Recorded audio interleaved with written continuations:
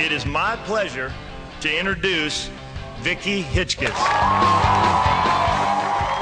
I had a great chance to hear Vicki speak, and I tell you, she was what a treat it was. She was just fantastic. She has a great sense of humor. She just really was able to connect with the audience. The neat thing is that she gets so involved that she feels what she's doing. Now, what she does then is she speaks from her head because she's got the data, but more importantly, she speaks from her heart. You spend your life worrying about your weaknesses. You'll spend your life with your weaknesses. Sit down if you think you're good looking.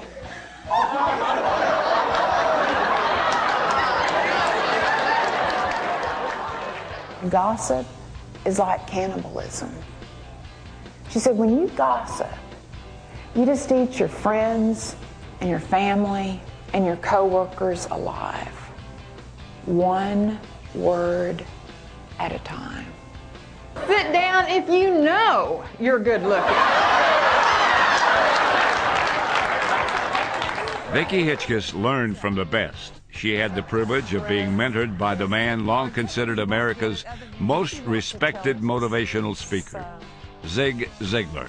Most people miss success by about 18 inches. That's about the distance from the head to the heart. You put those two things together as Vicki does so well, then you've got a speaker who will inspire your audience to reach for heights. Since the mid-90s, Vicki Hitzges has spoken to hundreds of groups, not just around the United States, around the world. She's spoken in Thailand, New Zealand, Panama, Puerto Rico, Canada, to companies in trouble, organizations facing changes, businesses going through downsizing, groups that needed to be entertained, encouraged, or taught, or people who just needed a message wrapped inside a laugh. He's driving 40 miles an hour. Other drivers come up behind him and honk their horn, they shake their fists. Amish people are cussing at this guy. Surround yourself with people who believe in you, people who think you can make it happen. Let me see the hands of the people in this room who have survived the worst thing that ever happened to you. 1 million people bought electric drills. Here's what's significant about that. Not one of those people wanted a drill. Every single one of those people wanted a hole. You want a hole, you got to drill. If you want results, you got to push yourself. You got to challenge yourself. She was able to relate to their level and used examples throughout her life that the ticket agents or ramp people or management people with American Airlines could certainly relate to. The employees walked out of there really feeling good about themselves, feeling good about the company, and Vicki just did a great job. I was so enamored with her, I wanted to hire her in the Staubach company, and she turned me down. She would have been a great addition to our company, and I mean, seriously, I thought, boy, we'd be lucky to get her. Vicki refreshes a conference, adds energy, plus she'll give your group skills they can begin using right away. One of my favorite plays is the play by Thornton Wilder called Our Town. There is a girl whose name is Emily. And Emily grows up, and by the end of the play, she's died.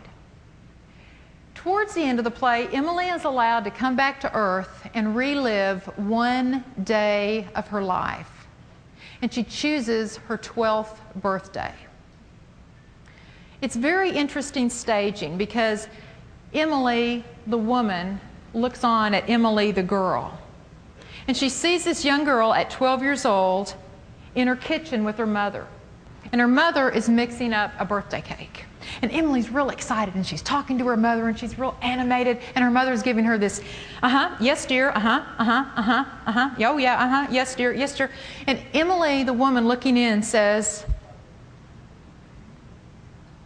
Mother,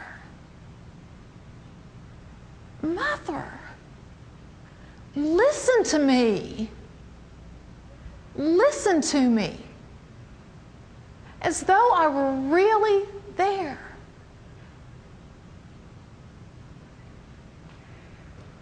When we do listen to other people, we show them that we exist for them.